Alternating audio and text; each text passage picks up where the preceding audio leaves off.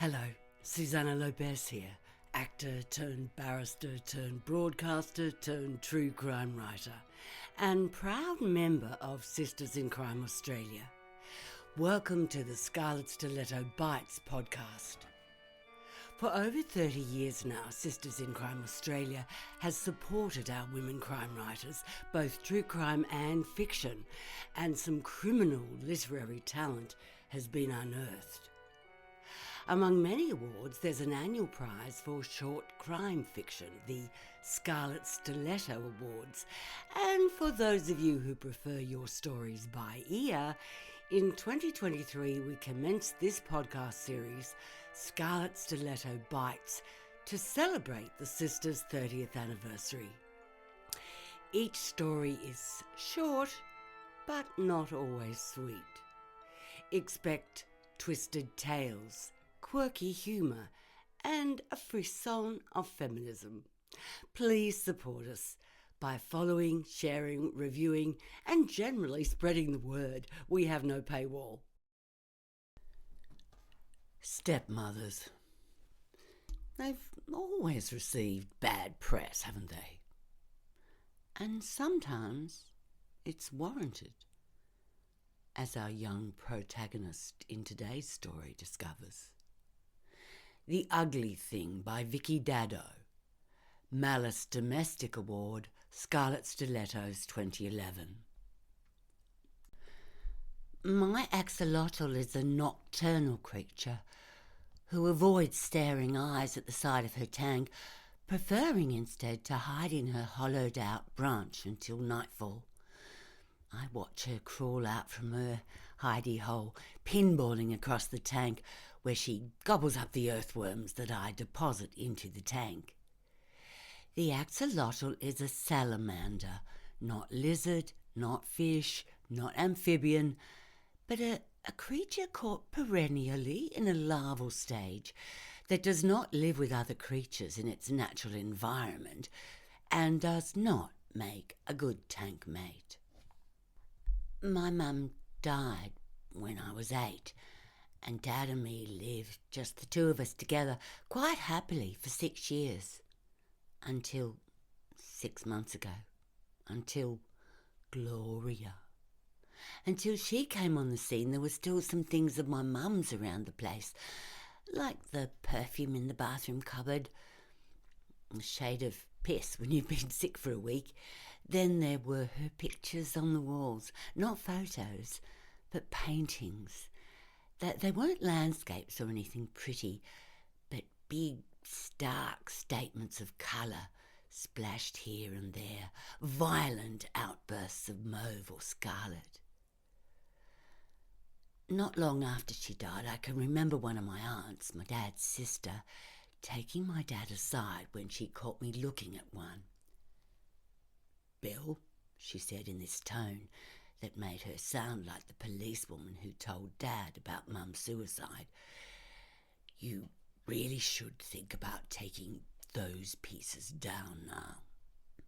I know she wanted to add, "now that Yvonne's dead," but she stopped herself.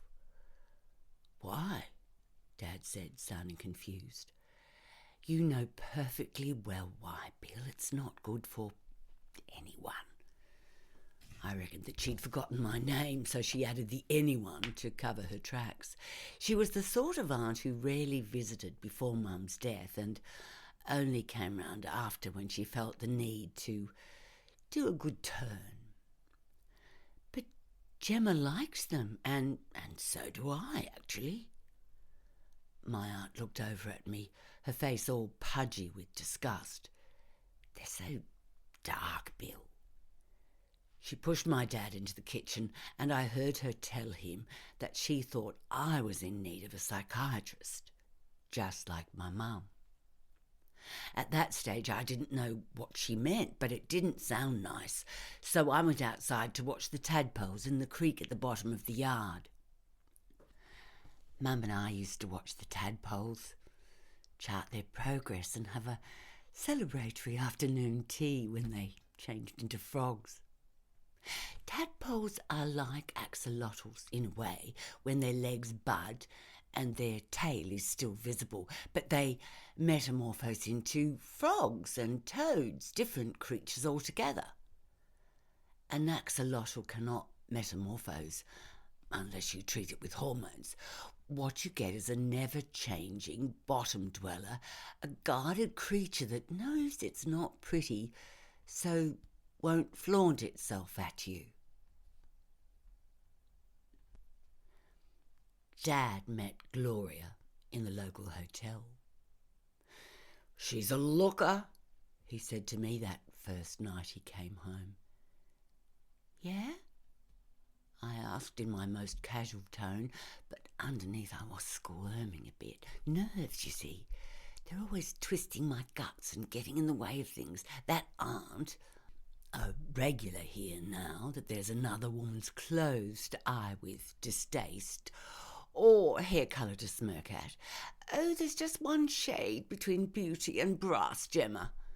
Well, that aunt had constantly made reference to me suffering in the end, or finally succumbing to the grief. Dad always flicked her off, telling her to mind her own beeswax. He knew how to handle my nerves, see? We'd sit in the living room, dim the lights, play some wacko music that my mum used to like, all didgeridoos and cicadas and waterfalls, and we'd just listen to our breathing. He didn't even need to ask me if I was all right. He'd just sort of know. But now it's all changed. She's funny, and she listens, you know? His eyes clouded, and he got this dumb look on his face. Just seeing like this made my stomach twang. I sat in the armchair, Mum's chair, which still carried the scratch marks from her knitting needles in the burgundy velour of the arms, and the very faint smell of her patchouli body lotion. Dad flopped down in his chair and grinned. He didn't turn off the light. He didn't play the music. He began to stay longer at the hotel each night. I wondered if she was putting something in his beer. He just seemed to lift out of himself like he was high or something. It unnerved me, and I wanted to meet this woman whose hold over him was so strong. I'd built up this picture in my mind of a tall woman with a kind face and a healthy laugh. Instead, she was short, but wore ankle-breaking high heels. She was wide-hipped, wide-busted. They stuck out more to the side than they did in the front, and wide-mouthed. She had on a fuchsia skirt suit that fish-tailed out, flouncing around her wide knees every time she moved. She carried a small cerise velvet bag on her elbow, and she wore a fabric stargazer lily above her ear. At that moment, I knew she wouldn't be a knitter or a painter. I doubted she would like tadpoles or axolotls either. "Hiya, Dal," she sang at me. I thought she was going to chuck me under the chin or double kiss my cheeks because she rushed forward at me. I stiffened and she stopped. And there we stood, checking each other out. She retreated first, back to my dad's arm. I went to look at my axolotl. "She just needs a bit of time," he said in a soft voice. She made tea, a 3-course affair involving unpronounceable pasta and out-of-season vegetables and an odd dessert that was somewhere between yogurt and ice cream. "Panna cotta," she said twice, revealing her wonky teeth smudged with scarlet lippy. "So, what do you like at school, Gemma?" "Biology." "Oh, animals and stuff. Lovely. I like marine creatures mainly." "I saw the tank. I think I saw the little fish in it. Ugly little thing, isn't it?" She laughed. stopping when she saw my face. "It's not a fish, it's a salamander. Some people call it a Mexican walking fish, but that's wrong." Oh, right. Well, I like the brightly coloured ones, with the floaty tails and that." That night I got up and sat in the living room, holding a small torch just under the tank so that I could see my axolotl darting from one side to the other. I dropped her a worm and watched her gobble it whole with her greedy mouth. "What do you reckon, Gemma?" Dad asked, pointing to the hangers carrying short-sleeved shirts in soft pastels, pleat-waisted chinos, black jeans. They're all right." He smiled wide. "Do you like the shoes? Look, I didn't go for the slip-ons and just went for the brown suede lace-ups instead. Cool?" I looked at how they made his feet seem larger and at odds with his skinny legs. He'd even bought a leather jacket. "And my hair?"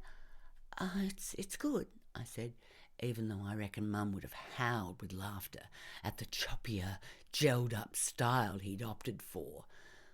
I think he'd even dyed it. I could get you some new clothes, Gemma. Get you out of all that black stuff." "Is that what Gloria wants?" He scratched his new hair. "Oh, you've got to give her a chance. She's a good woman. She's kind and she wants to get to know you better. She's not your mum, I know, but she makes me feel whole again." Axolotls live in cold water and are cold-blooded, so if they get too warm, their metabolism increases. They become more active and eat more. It also stresses them out, and warmer water can increase the risk of bacteria and parasites that can harm them. They do not mix well with other species. Other fish are attracted to the external gills and may nibble them, causing harm. In turn, as a carnivore, the axolotl will eat anything that comes close to them. If it will fit in their mouth, they'll eat it. It wasn't long before Gloria moved in. I came home from school and was affronted by the nauseating aroma of a meadow fresh plug-in. She beamed at me in a turquoise velour tracksuit and heeled slippers. "These old armchairs will go to the salvos. Your mum would have liked that, wouldn't she?" I watched her play with the beige leather sofa suite, out of which you could make all sorts of configurations. Eventually, she put the double recliner part on one side of the room and a small blocky chair on the other. What do you think of these timber Venetians?" she said, pointing to the windows, but not waiting for my answer. "Brighten up the room. Better than those dreary old drapes, The ones my mum made, you mean?" I ran to the bathroom, slamming the door. It didn't creak like it used to, and I smelled the WD-40. I saw that she'd emptied the bathroom cupboard, replacing the Nivea and the patchouli body lotion with Olay age definition serums and Dr. Lewin's rip-off eye gel. She knocked at the door, sickly sweet voice permeating the air. I sat on the loo and waited for her to go away. Dad came home with flowers. I could hear her crooning to him about how beautiful they were. Then their voices shrunk. It was tell time. "Gemma, come out, please." Dad's voice was stiff. "I'd like to talk to you. We'd like to talk to you together. Please." I squeezed the Dr. Lewins down the seat before unlocking the door and heading outside. I sat by the creek, but there were no tadpoles. There were earthworms, though, and I collected a bunch to save for my axolotl later. I got the axe from the woodshed and whacked the shit out of a pile of logs. I watched the dark knobbled bark split open, revealing the pale gold inside. I wondered what it would be like to split open a human head, watch the bones split and crack, watch the glistening crimson gore ooze out, wondering what it would feel like to pull the blonde hairs from the blade, to reveal the furrowed grey matter, to reduce a person to roadkill. When I got back in, they were still talking about me. She's fine, Glo. She's always been quiet, broody. She's like her mum. She's got cuts and scratches all down her arms. Haven't you noticed? Well, that's just from cutting wood for the fire. Haven't you heard about these kids who cut themselves? It's supposed to be some kind of release for them. It's drugs next. That's the next step. You've got to get her some help. Oh, you sound just like my bloody sister, Dad snapped. Gemma is not doing drugs. She's a good girl. She's just reserved.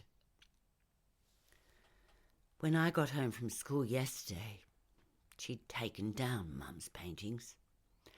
She'd hung in-your-face blue Ken Duncan prints of dolphins and whales.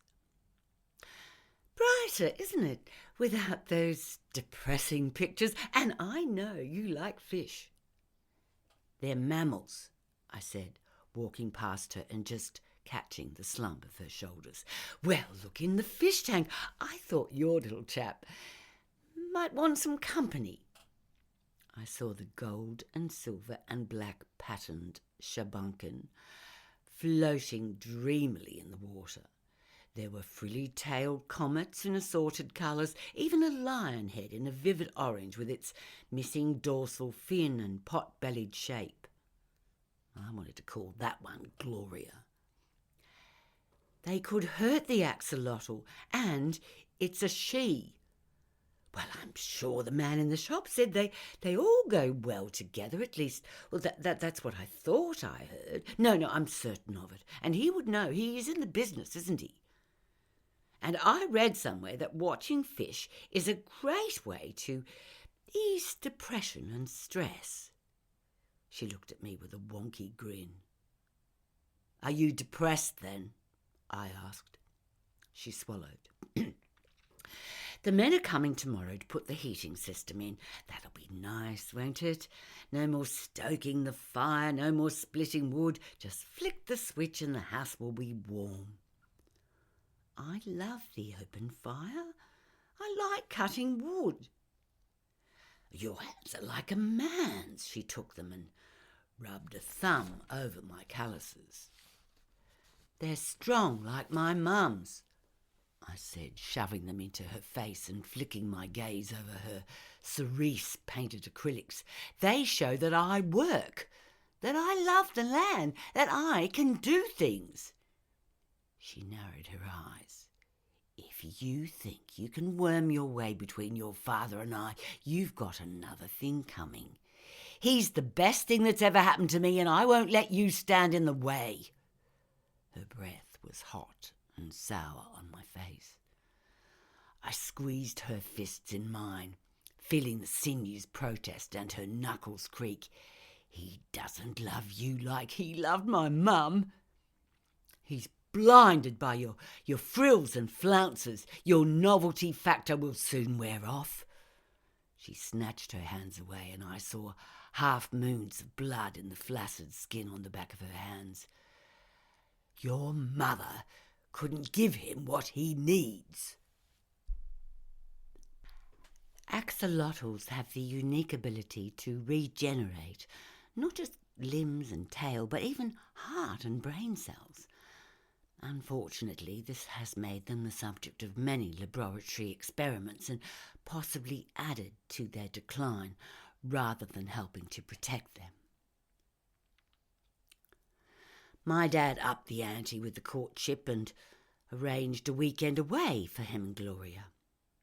I spent the time alone, talking to Mum out at the creek. If I listened close enough, I could hear her telling me things.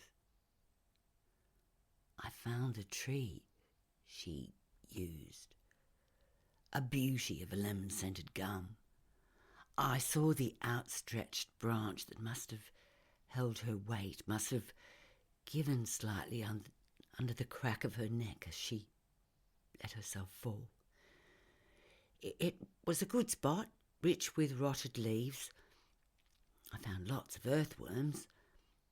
I'd already decided that as the temperature in the room was getting so much warmer with the new heating, that I needed to find some more food for my axolotl. But until then, the worms would do. I was out the back when I heard the scrunch of tyres. I carried on heaving the axe up above my shoulder, swinging it down and feeling the satisfying give of the wood. I was aware of her musky scent behind me and her simpering giggle. We're back, Gemma, and look, your dad proposed. He's so romantic. He got down on one knee and everything. Gemma, love, he said, placing an arm around Gloria's padded shoulders. I'm happier than I've been in years. Try to be happy for me, for us. We can work it out. I know we can. We can't live in the past forever. It's not what your mum would have wanted. A sudden chill of wind ripped through the trees. In the shaking leaves, I heard my mum's clear directive. I remember the axe being pulled around and up. I remember the glint of the blade flash before my eyes. I remember a kind of muffled gagging noise, a fierce scream cut off mid-blow, the splatter of warm liquid striking my face. Then another. The axe slipped from my grasp at some point, blood flowing like silken gloves over my hands, drying quickly in the rush of air. I slumped down and spent a while pulling both the blonde and darker hairs off the blade before they got too stuck in the clumps of red. I was surprised that the bone splinters were so visible, like thick eggshells studded amongst the gore. My axolotl enjoys the taste of her new diet. The other fish were gone in seconds, gulped down whole, floaty tails and all. The rest of the food I've put in freezer bags, and it should last a while. As I've become quite accustomed to the warmer air in the room, I've decided to give up splitting wood for a while. I can't find the axe anyway. The end. Thanks so much for listening. We'd love to get your feedback, and we'd love to reach more listeners. Our website is sistersincrime.org.au and our email address is admin@sistersincrime.org.au. Until next Friday then, when we bring you another scintillating story from Australian women crime creative.